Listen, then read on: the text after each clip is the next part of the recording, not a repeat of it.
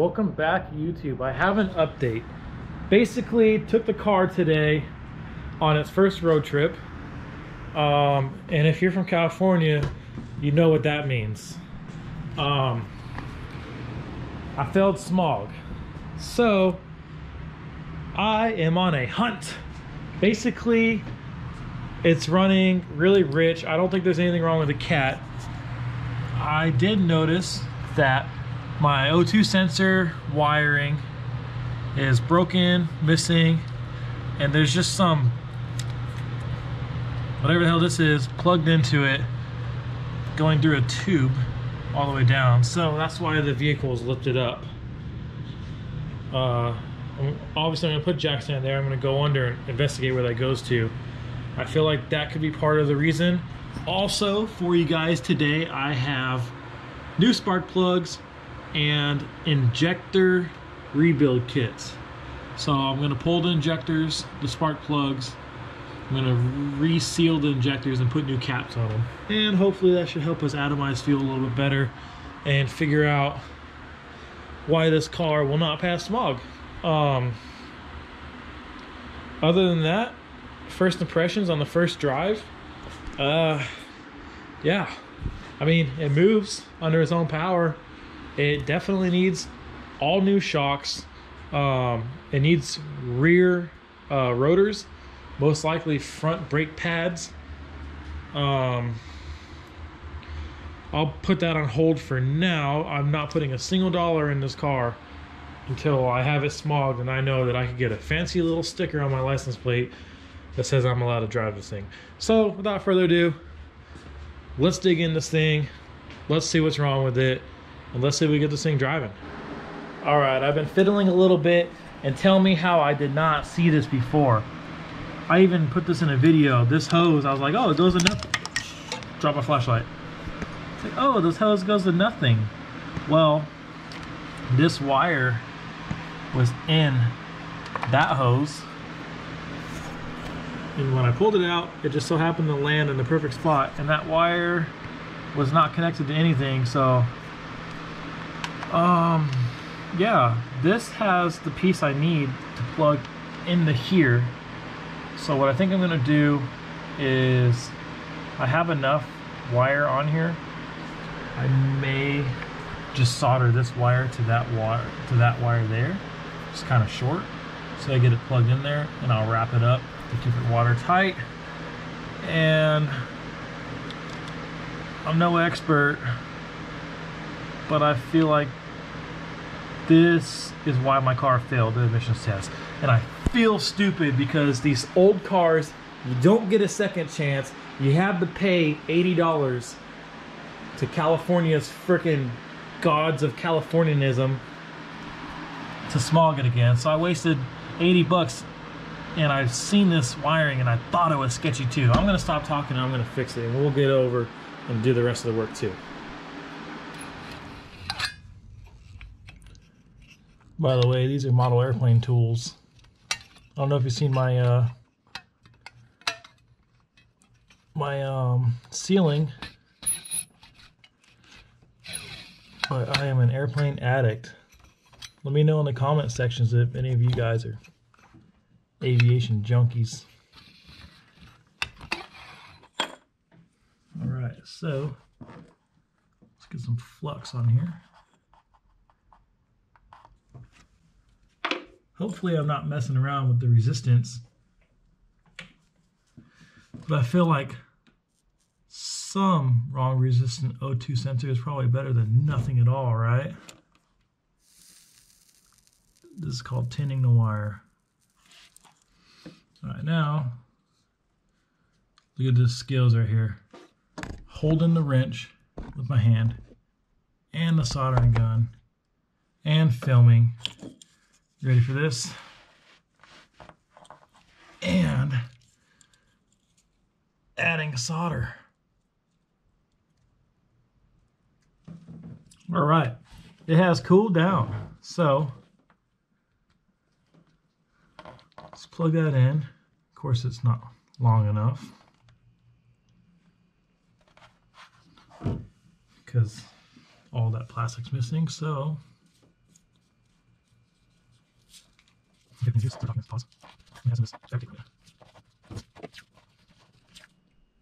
All right, next thing we're gonna do is spark plugs. And let me tell you, these spark plug wires are not the right wires. I am 100% surprised that nobody in the comment section has said, well, you know, actually, take that back. Devin, you said something about it. Yeah, they barely fit. I don't know what kind of car they're from, but they will go. I just don't have anything to replace them with right now. But we need to pull these out first. Remember, you're working on a car with aluminum heads. Yeah, see that shit? There's supposed to be a flange on it. Anyways, working on a car with aluminum heads, these plugs should not be like super duper Hulk smash tight. They should be pretty, like, I mean, obviously snug.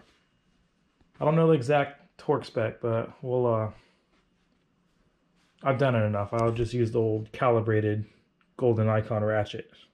Give her a tight.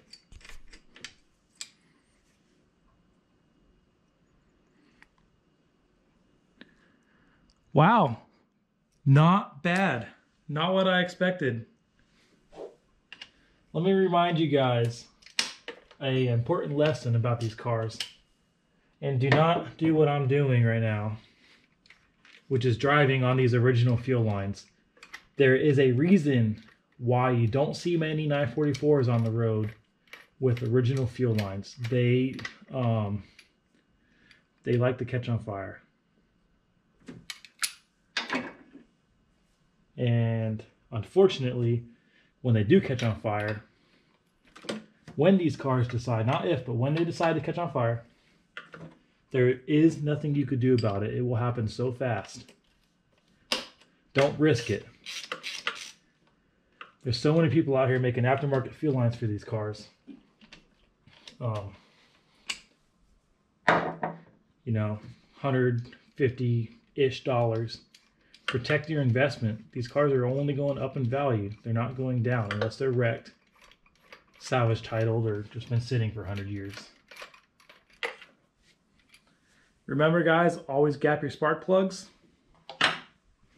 Also, with these cars, don't even bother wasting your money getting the fancy iridium plugs. Just get regular, basic copper tip plugs. That's what these cars are basically designed for. Anything else, honestly, you're wasting your money. So, but you could do what you want. That's the cool part about having opinions, is you do not have to listen to mine.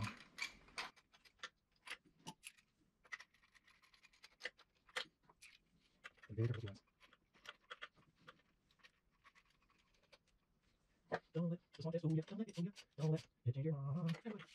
Anybody know three? Oh, I'm pretty sure you know that. We'll recommend that. Please, all right. Yeah. So I know I'm still new at YouTube. I love talking shit. So like, sometimes I love it so much that people think I'm kind of a ass.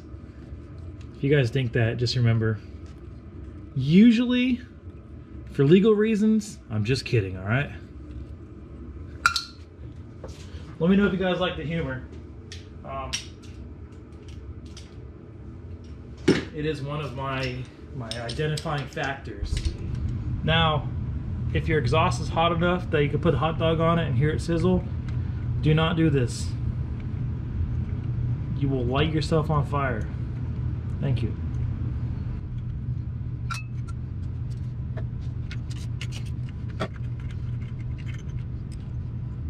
That had no washer on it. Something is bad in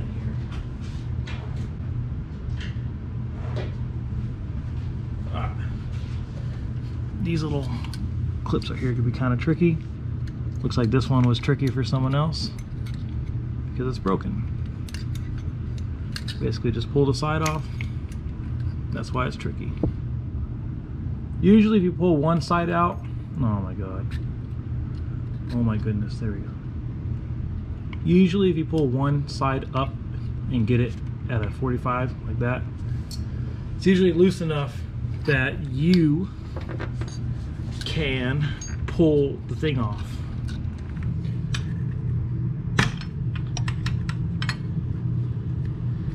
Just gonna bleed the fuel pressure off if there is any. All right. So next step is these metal clips on the back of the O-rings. I call them O-rings, but they're actually fuel injectors. Just slide straight back and out. There's 4 of them because there's 4 injectors. All right, now it's, yep, there's the fuel. I'm just pulling each one out one by one, very carefully, not trying to disturb my ancient fuel lines. All right, now what you want to do is check each and every one and make sure that you have the cap, the rubber piece, the plastic piece behind it, and the one on top. Make sure that none of those are left in the engine. Okay, so what you want to do is you want to get this kit. You could get them at O'Reilly's, AutoZone, Pelican Parts, FCP Euro. If you're in a pinch, you could get them like locally in most auto parts stores. Me personally, I would wait, order it online because you save some money. I got the standard brand, SK57. Now, if you go in there asking for an 83 944 rebuild kit, it's not gonna work. You need to ask them for like an 86, 87 late car. All of this stuff basically the same. I don't know why they don't show up working, but anyways. So what I like to use is a pick. It's the tool of choice. Get in there, pull the seal off. Now for this plastic cap, I like a nice wide screwdriver, and usually these things just explode in a million pieces. You gotta be very careful. There is a little tiny tip in there. You do not want to damage, bend, snap, break, destroy that tip. And we'll try to pry this thing off as best we can with the tools that have been afforded to us. Hopefully it just breaks in half. Usually, like what I got, is a stubborn one. I'm sure they made a special tool for this. That really hurt. Yeah, see, it's popped off mostly. Let's get my pick and just break the rest of it off. That is the piece. You need to be very careful not to damage. Now, what I'm gonna do is I'm just gonna rub this very lightly with the nylon bristle brush and some carbon choke cleaner, and I'll get back to you for the reassembly. All right, reassembly, believe it or not, it's the reversal of what we just did. As you can see, I'm nice and clean. Basically, you're gonna put this plastic cap on. You're gonna put your O-ring, right? Make sure it's all the way down. You're gonna put this cap. Now you gotta be careful with this cap. What I like to do is just get it on a rag. Let's fold it up like this. Just put some pressure until it pops like that. It should be on there, and that piece should be legit right there. Then for the top, we'll pull the O-ring over. Now I have a little bit of transmission fluid, and I'm just gonna put on these O-rings. That way, when I put them in the car, they just slide right in. We don't want to pinch, roll, or break any of these O-rings. You could use engine oil, transmission fluid, silicone, grease, whatever. Well, as long as it doesn't degrade rubber. And that is it. This fuel injector, although it has not been flow tested, I know it's not clogged because the car did not misfire, but this should atomize fuel perfect. Enough for what I need. All right, last thing I'm gonna do before I put them in, so I'm gonna give them just a little shot of injector cleaner.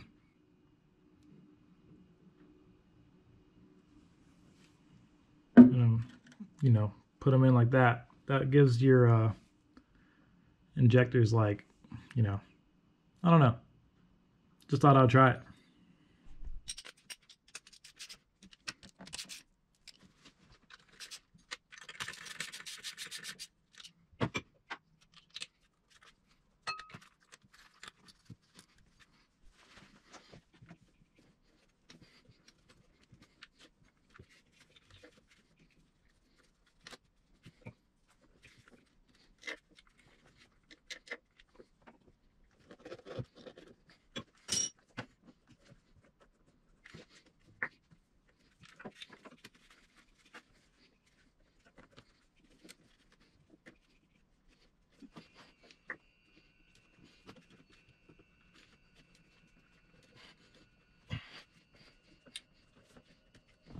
All right, everything's put together. O2 sensor wired up. Let's see if it runs any different.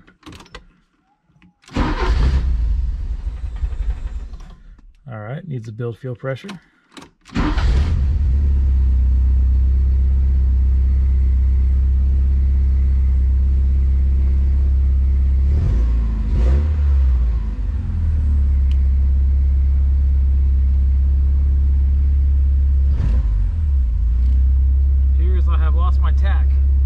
Nice. One problem after another. All right, small update. I smacked the dashboard and the tack is working again. So back to my issue with the gauges. I think I just need to take them apart. But anyways, I'm gonna give this thing a couple laps. It definitely has a little bit of a lower idle now. But yeah, all right. In case if you ever wanted to know what it's like living out